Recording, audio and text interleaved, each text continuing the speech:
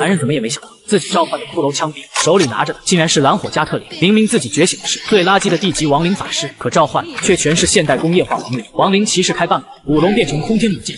原本理论次次满分的你，却在学校觉醒地级职业。面对昔日同学纷纷的嘲笑，你却并不在意，只因你召唤的亡灵都来自未来。在这个时间线上，亡灵国度已经初步工业化，科学和魔法的力量相结合，爆发出超乎想象的力量，快步走到无人角落。你召唤了你第一只骷髅枪兵，刹那间黑雾弥漫，坦白的骨头率先走出，有黑的加特林背在身后。你有些震惊，加特林也是枪，这很合理。骷髅枪兵都已经如此，这亡灵死棋又当如何？抱着期待，你再次发动召唤，刺眼的灯光率先射来，红色的半挂缓缓驶来，车内正是眼冒红光、手握方向盘的骷髅。你不禁咽了一口唾沫。刚才在觉醒台上觉醒出地级职业的时候，你真有点慌吗？但有工业化这个天赋在手，我的升级速度注定快过其他人。离高考还有1个月的时间，在这个期间内得尽快的升级，变得足够强大。随后你在校内商店购买了3瓶初级生命恢复药水和6瓶初级精力恢复药水后，你立刻赶往最近的新手练级副本野猪峡谷。初级副本正适合刚刚转职的职业者进行刷怪升级。此时各大高中的觉醒仪式都差不多结束，不少人在副本入口处大声吆喝，寻求组队。1级萌新寻求组队，求好心的大佬带一带。我们队里有奶有法，有弓箭有战士，有意者速来。你决定不组队，一个人进副本，以骷髅枪兵和亡灵死棋的逆天数值刷眼前这个野猪峡谷，不能说轻松，只能说没有压力。对，只会分你的经验值和战利品。就在你准备进入副本时，背后突然响起一声击鼓。哎呦喂，这不是理论天才，真巧啊，没想到能碰上你。回头是一个陌生面孔的男生，你是谁？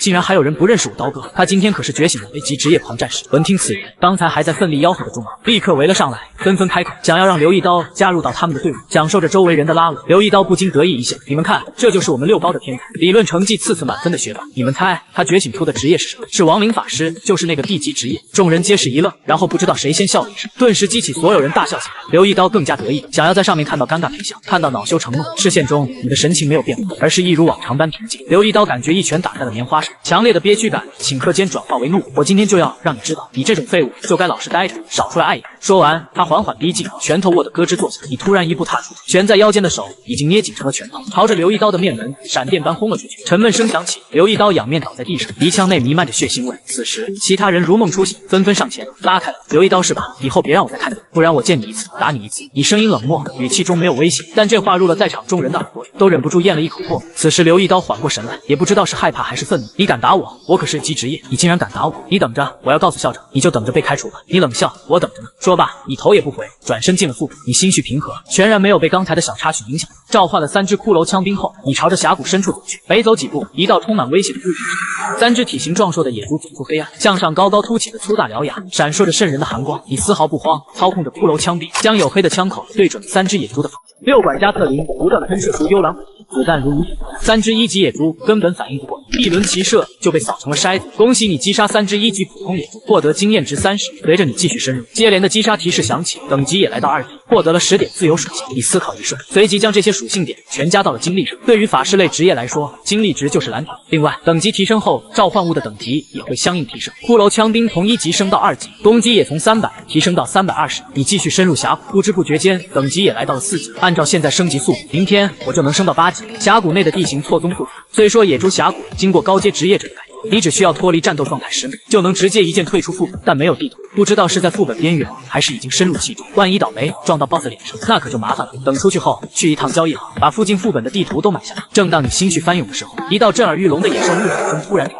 一头高度超过3米的野猪，眼冒绿光盯着你。野猪王，等级10，身份BOSS，生命值5600，攻击400，防御300，敏捷300，技能野蛮冲撞，皮糙肉厚，召唤同类。说你来你还真来，你倒吸一口凉气，可你却并没有选择逃跑。随着你一声令下，强大的火力倾泻而出，眨眼间便打在野猪王身上，一个个血窟窿顿时出现。野猪王吃痛，当即开启了技能皮糙肉厚，防御力上升到600点，同时他张开血盆大口，发出一道嘹亮的呼声，是技能召唤同类。很快，一双双忧虑的眼眸纷纷出现，你打起12万分的精神，让骷髅枪兵围在你身边，枪声不断重复的野猪哀嚎。躲在暗处的野猪王，趁着你专心清小怪的时候，突然动，整个身躯好似山岳一般呼啸出来。你早有防备，操控骷髅枪兵对准野猪王，火力齐起，野猪王却不得不闪。呼吸间，野猪王就已经逼近。不愧是野猪峡谷中的 BOSS， 实力强大。可你却不慌不忙。亡灵死期，话音刚落，一辆重卡凭空炸起，发动机轰隆作响，亡灵死期瞳孔红光猛地一闪，随即重踩下油门，轰的一声，半挂结实撞上了野猪王，头顶瞬间飙出-1500醒目红色数字。野猪王哀嚎，可獠牙嵌进重卡里，爬不出来。于是半挂拖曳着野猪王，顺带着吸引周边的小怪，直到小怪清零。这 BOSS 竟然还有100多滴血，我都这么用力了，你怎么还？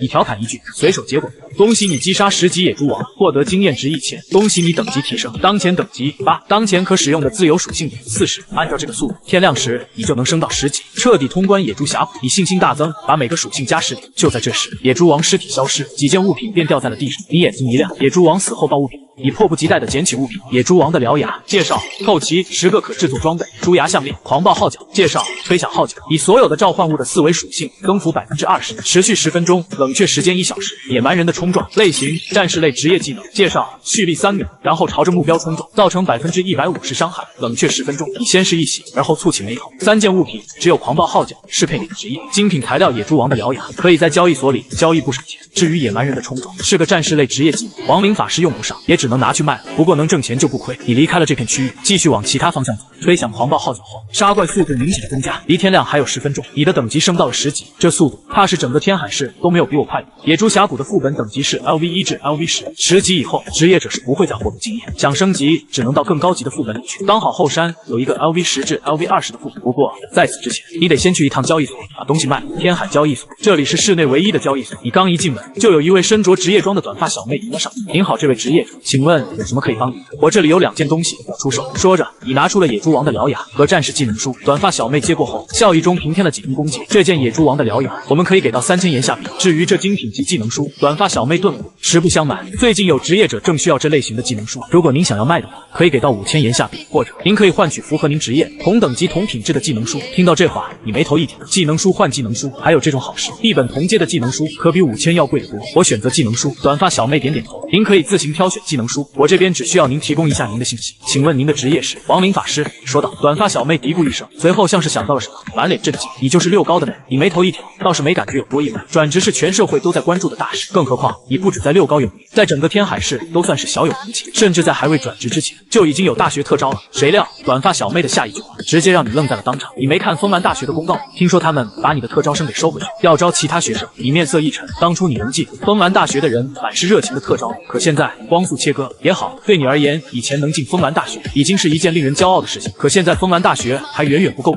带我去挑选技能书吧。你淡然道。踏入电梯，随着一阵轻微的机械转动声，你便来到了交易所的地方。各种各样的技能书陈列在成排的书架上，这就是市级别交易所的底蕴吗？你在心中暗道，这些是精品级的技能书，这一层是召唤类，这一层是职商类。你左挑右挑，好一会儿才选中了一本，名称死灵渡鸦，分类精品级，亡灵法师专属，召唤类，效果召唤一只腐朽渡鸦，监控1000米范围，持续10分钟。你不由得眼前一亮，这个好，上次就是地形复杂，导致误打误撞闯进了野猪王的领地。你点点头，转手又拿起一本技能书，名称骨质壁垒，分类普通级，亡灵法师专属，召唤类，效果召唤一面骨质盾牌，可抵挡少量的物理攻击。这个多少钱？我买。你看完技能介绍后，满意的点点头。普通级的技能书，自己现在买得起。对了，你们这里应该有可以进行技能测试的场地。有的，请您跟我来。很快，你来到了另一处半圆形的白色空间，远处竖立着10几个假人。你当即召唤出死灵渡鸦，一股机械的嗡鸣率先传来。不对，出现在你眼前的哪里是什么渡鸦？分明是一台6翼无人机。你当即查看信息面板，死灵渡鸦，类型召唤物亡灵，等级10，生命值400，攻击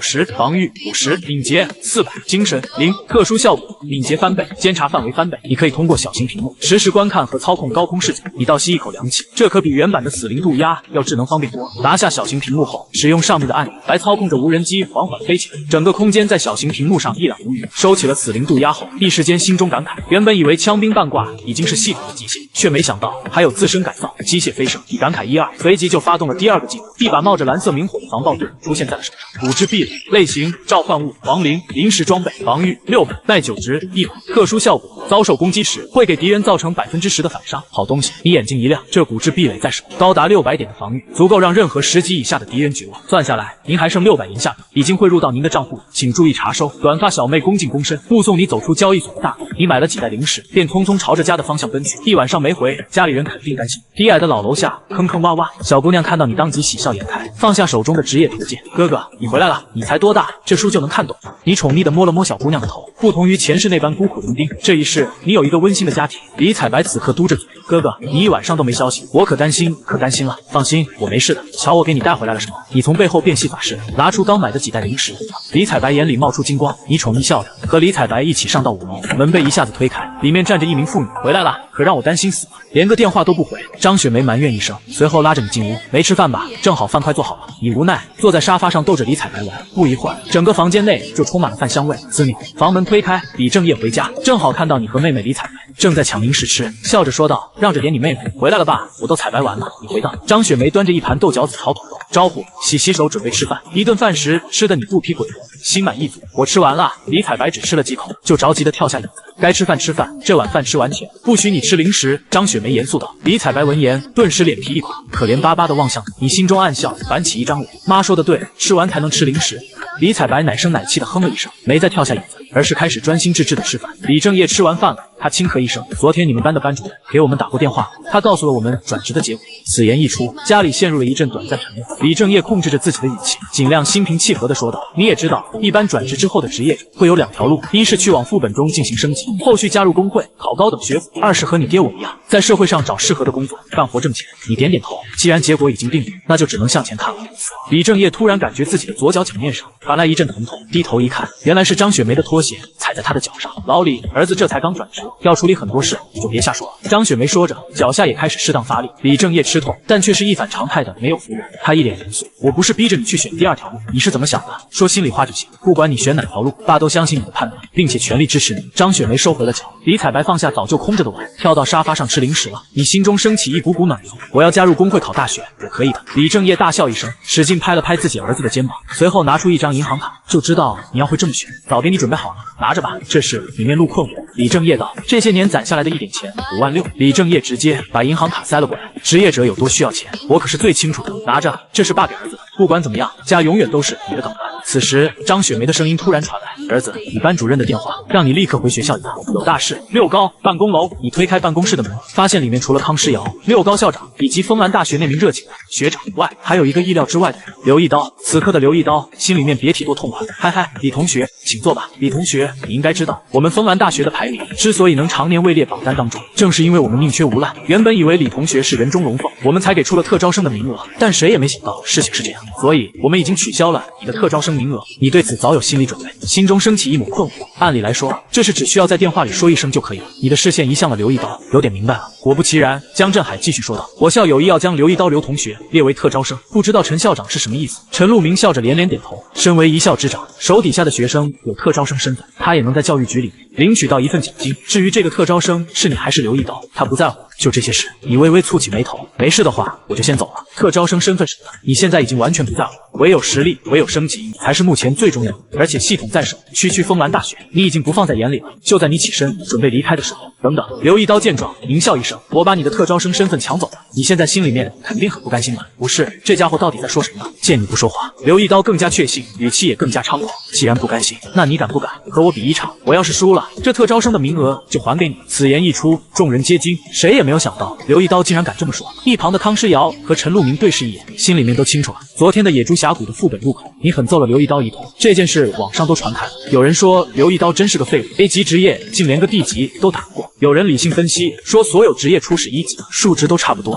你这是占据了先手，才赢了这场。此刻说出这话，毫无疑问是想在这场比试上把丢的面子都找回来。杭诗瑶忍不住劝阻道：“刘同学，你是 A 级职业，而且还是战士类的，我想就没有那个必要了吧？”听完这些话，刘一刀却是连搭理都没搭理，只是盯着你，脸上露出讥讽的笑。你怂了是不是？是不是不敢跟我打？随你怎么想。你冷声回应：“两世为人，你已经不是那种冲动上脑的年轻人，与其把时间浪费在这场意气之争的比试上，不如去下个副本刷怪升级。”在你看来，刘一刀就是个跳梁小丑。等到你等级升上来，去到更高的学府，这种人连和你说话的资格都没有。没有别的事，我就先回去。你说着，便准备离开办公室，去新的副本内升级。刘一刀见你不为所动，当场就急了。他站起身来，指着你：“你家住在永乐街对吗？你还有个妹妹在上小学。”你暂停，默默转身，面对着刘一刀。虽然刘一刀嘴上没说些什么，但那神情的威胁意思已经不言而喻。你从进门到现在，一直波澜不惊的心境，此刻也忍不住一团火气升腾而起。你眼神冰冷，说道：“那就来吧，就现在，体育馆大厅。”刘一刀露出得逞的奸笑，连连点头。唐诗瑶站起来喊了一声：“不行！”他快步走到你面前。刘一刀是 A 级职业，而且已经升至5级，听说还学会了一个精品级的战士技能，你是打不过他的。听老师的话，走吧，别逞强。听着唐诗瑶的话，你心中涌出一股暖流。放心，会赢的。可是唐诗瑶还想劝说几句，但看到你淡然的神色，还有眼眸当中深藏着的一抹自信，唐诗瑶的脑海中不禁冒出了一个疯狂的念头：你不会真能赢了刘一刀吧？哎，你们听说了吗？他要和刘一刀打一场。这两人昨天就在副本入口处打了一场，没想到今天又打，这下有热闹可以看了。无数人挤进体育馆，就为了看这一场比试，请双方上台。随着裁判的声音响起，刘一刀双腿骤然发力，砰的一声拔地而起，从台下直接跳到了台上。反观你这边，步伐沉稳地走上台。我说过我会让你后悔。我最开始是想让校长把你开除学籍，后来一想，反正你这辈子也上不去大学，加入不了工会，开除对你来说根本无所谓，所以老子就干脆让你身败名裂。你嗤笑一声，打架就打架，说那么多屁话有什么用？刘一刀被这句话呛得说不出话。比赛开始，随着裁判的一声令下，只见刘一刀率先摆开架势，全身上下就冒出了赤红色的火，这是狂战士的基础技能元血。有明眼人一眼看了出来，看来刘一刀这是要准备速战速决。刘一刀的双腿骤然发力，整个人如同炮弹一般激射而出，直冲向空中。下一刻，刘一刀便有一股无与伦比的力量迎面撞击而来，让他直接就被撞得飞了出去，重重跌在台上。所有人都懵了，满脸的难以置信。你的身前出现了一辆重卡半马，里面是亡灵手握着方向盘，他是亡灵法师吧？他召唤出来的是亡灵吗？这怎么跟我见过的亡灵不一样？人群骚动，议论如潮水般席卷整个体育。高台上，陈路明校长猛地站起身，唐老师，那召唤物数值评估多少？唐诗瑶咽了口唾沫，至少 F 级巅峰，甚至接近 S 级，可他才几级？他昨天测试时才3级，这不合理。陈路明瞳孔剧烈收缩，他不是在升级，他是在越阶召唤。台上的刘一刀终于挣扎着爬起，嘴角渗出血丝，燃起铁子，他体表的赤红火焰猛然爆腾。我不信一个废物亡灵法师也敢打我脸！刘一刀的身影在空中划出3道残影，速度快的几乎撕裂空气。一声轻笑，你只是轻轻抬起右手，五指张开，一只手持加特林的亡灵士兵从你身后缓缓走出，接着是第2只、第3只，密密麻麻的亡灵士兵从虚空中列队走出。这他妈是死灵军团啊！刘一刀冲势戛然而止，双脚死死定在地上，额头冷汗狂流。你这是什么鬼东西？你缓缓向前走了一步，我说过你会后悔。话音刚落，百名亡灵士兵齐刷刷抬起武器，连那辆亡灵重头都缓缓驶前，车轮碾压着地面，发出令人牙酸的金属摩擦声。不可能！校长，裁判，这不公平！他这是越阶召唤，这根本不是我们这个等级能用的技能。刘一刀转头怒吼，看向裁判席，眼中满是崩溃。裁判双手一摊，脸色发白。规则没说不能用，只要不致死，这属于合法技能范围。合法个屁！他凭啥能召F级亡灵？还是一整个军队？你淡淡的，是你太弱。你轻轻一挥手，射击，枪火，车灯的强光交织成一片死光。刘一刀仓促间开启格挡技能，双臂交叉互捅，可下一秒，他整个人像沙包一样被轰飞，蜷缩在地，剧烈抽搐，全场死寂。3秒后，欢呼声如海啸般席卷整个体育。李正缓缓收起亡灵军队，你看也没看瘫在地上的刘一刀，转身就下了台。又是几天过去，测试的结果终于出来，奖赏陆续下发。陈路明知道你稳拿前5，当场就把学院的奖金递了过去，6瓶精粹营养药剂，500万元能量值，这是学生能拿到的最高奖励。你接过奖品，随后径直掏出一部始终关机的手机，屏幕刚亮，10几条未接来电跳了出来，全是同一个号码打来。唐诗瑶，你总算接了。李彩白出事了，你现在就过来。话没说完，电话挂断，你脸色骤变，转身就往门外冲。医院大楼，你推门就冲了进去，走廊灯光惨白，病房空。唐诗瑶从急救室侧门探出身子，抬手示意。这边什么情况？唐老师，你要冷静。你强压下自己内心的悸动，然后抬头看向唐诗瑶，老师，你告诉我，是不是刘一刀做的？还不确定。现在目击者称是进行无法别袭击。唐诗瑶话还没有说完，急救室的侧门就被粗暴的打开。哈哈哈，让你装逼，我就让你飞起来。张狂笑容起熟悉的笑容，让你面目扭曲。刘一刀，这里是医院，请不要大声喧哗。陈校长是我妹妹的事是你干的。你强忍着怒火说道，这不是某人太嚣张，老天爷都看不下去了。刘一刀满眼戏谑的看向你，还不如关心关心你妹妹的医药费，我听说这可是一大笔开销呢，某人恐怕要背负好长一段时间的代价。说完，刘一刀露出得意笑容，他父亲给他安排的保镖就在身边，只要你敢出手，他就有理由将你给击杀了。来啊，动手啊！刘一刀凑到你的身边，小声的说道，我就给你直说吧，就算你找到凶手，照样牵连不到我的身上，根本就没有任何证据能够指向，就算有些小瑕疵，看在我父亲的脸面上，依旧会没有证据。刘一刀，唐诗雅准备出手制止刘一刀的行为，你是想要激我动手？你面无表情，语气平淡到了极点。哼，就是如此，出来混就是要有势力，而你没有势力，不过是一个小瘪三罢。就算我挑衅到这样，你都没有动手，你也不过是一个懦夫而已。走吧。一道身影跟着他就这样离开。你没事吧？唐老师道。陈校长则有些语重心长的说道，你要明白，留得青山在，不怕没柴烧，你唯有活着才有报仇的机会。唐老师，我没事。你平淡回应，眼睛不时看向急诊室，内心满是担忧。家属可以进来。急诊室内医生的声音传来，好，马上来。你夺门而出，钻进了急诊室。哥哥，面色惨白的李彩白勉强流露出一丝微笑，我没事了，没有证据，只要没有证据就能够随意出手伤人吗？在你的眸子中，漆黑意志萌发而出。这个时候，陈校长适时走来，急诊的费用学校出，可想要李彩白恢复原来，恐怕也是一笔不小的开销。学校可以给你提供无息贷款，期限是5年时间。你再一次说了一声谢谢。你觉得恐怕是刘一刀那么会找父亲出手，是级工会的副会长，并且还成名已久，基本上其实力在40级以上，最有可能是50级。哎，如果早点去刷10至20级的本，说不定不定我还要更有底气了一些。一望向窗外，狂风吹过，铺满整个天空的乌云却还没有消散。在阴影中，一道拿着狙击枪的骷髅身影悄无声息地出现在你的身旁。亡灵刺客，进类型召唤物亡灵，等级10，生命值300，攻击力600，防御力10，敏捷100，精神10，技能前行，一击致命。这是你几天下来的准备，消耗200精力，提升。此为唯一特殊个体，被消灭后无法重生召唤。弟弟数据宝机制，这就是你对镜的评价。前行，在隐形材料帮助下，在黑暗中能够做到完全隐身。一击致命更是厉害，和狙击枪一眼3者联动，能够命中敌人死穴，造成高额伤害，存在一定的秒杀概率。你试过了，就算是亡灵渡鸦，也躲不过镜的锁定。你将为刘一刀送去报应。今日之谷，何必麻烦明日？刘一刀今晚必须死，斩草要除根。面对敌人，有杀死他的能力，就要杀死他。敌人是死才是好的。哈哈哈！你们今天没有看到他的样子，一副要生吞活剥我，想要弄死我却不敢弄死我的样子，简直了。在一个清清冷冷烧烤摊前，刘一刀得意到了极点。刘哥，也就是说他基本废了。当然，刘一刀举杯畅饮，好不畅快，抬头望天，就像是这黑夜，他已经找不到他的光明，他已经没有未来。就算有未来，也在我手下被毁。他好像看到了一个什么东西，融入于黑夜之中，好似有6个翅。在刘一刀要去探究天空那东西到底是什么的时候，一点不知何时出现的红点突兀出现在其脑袋中心，微不可察的扳机声敲响了今夜的丧钟。在刘一刀旁边的人来不及发出尖叫，血肉的碎片就把他们杀死。刘一刀和他的小弟们就这样死。看着亡灵渡鸦传递过来的话，你不知道自己心情到底如何，你更多是一种释然。一个小小的刘一刀而已，其从来都没有被你放在眼里。你一直所担心所惧怕是其背后的存在。静，回来吧。静点了点头，但没有立马起身，而是红色的一眼一亮，几道虚无的幻影出现，脸上还带着死亡最后一刻的窘境。你瞪大了自己的眼睛，那时刘一刀和他的小弟灵魂溪流吮吸一般顺滑，那些灵魂都被吸入到镜的眼中。没有证据，你能奈我何？曾经刘一刀的话，现在你还了回去，特别是收走灵魂，一些和灵魂相关的职业也没有什么办法。不知道是不是你的错觉，镜好像变强了一些。这位拥有自我意识的召唤物似乎没有表面上那么简单。其他召唤物越远，操控越耗费精力，并且还笨，而竟是直接理解，还完善了你的计划，有点过于超猛。你并没有忘记自己下一个目标，真正伤害李彩白的人。从李彩白口中，你知道了其长相和特征，一个身材魁梧、身体毛发浓密的男人，像是一头狼一般，身上还带着一股野兽的气息。这是特殊职业，还是那个传说中的教头？发现目标，静的声音传来，找到了。你没有想到，竟然这妖巧。看来狼先生不走运。一个身穿头袍、身形融入黑暗的男人动了动鼻子，亡灵的味道，他感觉到了，有什么东西在推他。会不会那女孩的哥哥？真是自信。一个低等级亡灵法师竟然来找我的麻烦，一抹笑容挂起，他会让这位亡灵法师知道什么叫做残忍。首先从这个怪模怪样的亡灵渡鸦开始，五爪一握一弹，一道小月牙射出，下一秒亡灵渡鸦微微偏移，瞬间就躲了过去。这亡灵渡鸦速度不错，看来是我小瞧了那家伙，可惜你还是要毁在这里。手一动，一道比刚才月牙还快的月牙射出，亡灵渡鸦一个小滑步，再一次躲开。什么鬼？刷刷刷，接连几道月牙射出，那怪模怪样的亡灵渡鸦竟然都躲开。这是什么东西？这根本就不是亡灵渡鸦。狼人战士等级15，下面则是一堆乱码。这人是人吗？是深渊教徒吗？战斗时会显示的词典就是深渊教徒的特征之一，可以看作他们是副本怪物和蓝星本土生物的融合，能够拥有两边的优点，也继承了两边世界的缺点。没有想到真得遇见了。狼人战士已经放弃打亡灵渡鸦的主意，找到哪家伙？他咬着牙恶狠狠说道：“撕碎他，在哪里？”鼻子耸动，找到你了。你看着画面，嘴角露出一抹微笑。静，你知道什么叫君子不立于危墙？静摇了摇头，知道危险，我在附近干嘛？狼人的爪子朝着垃圾桶某处攻击，其眼里透露着兴奋。一辆亡灵死双手狠狠地抓住车头，但亡灵死期，车子没有丝毫移动的意思。有趣，那锋利的爪子狠狠地嵌入到车头中，双臂青筋暴起，车头直接被撕碎，变成漫天的零件在天空飘散。至于亡灵死期，早已被你收回了。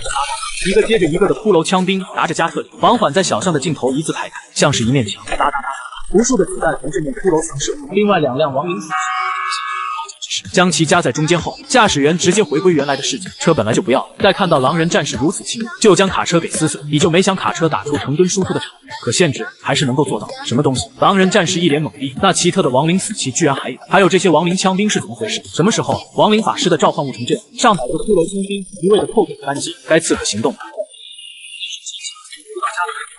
一口鲜血从他的口中喷出，怎么可能？狼人战士缓缓低下了头，他的心脏处血液喷涌而出，他的身体重重倒在了地上。你来了！狼人战士勉强扭过头，那是一个年轻到极点的身影。果然嘛，我知道你想问什么，你还没有开口就被打断。你妹妹是我干的，不过不仅仅是哪位刘会长意思，还有某位使者参与其中。什么？深渊教团已经盯上你的妹妹？怎么可能？你身体颤抖，满脸不可思议。为什么？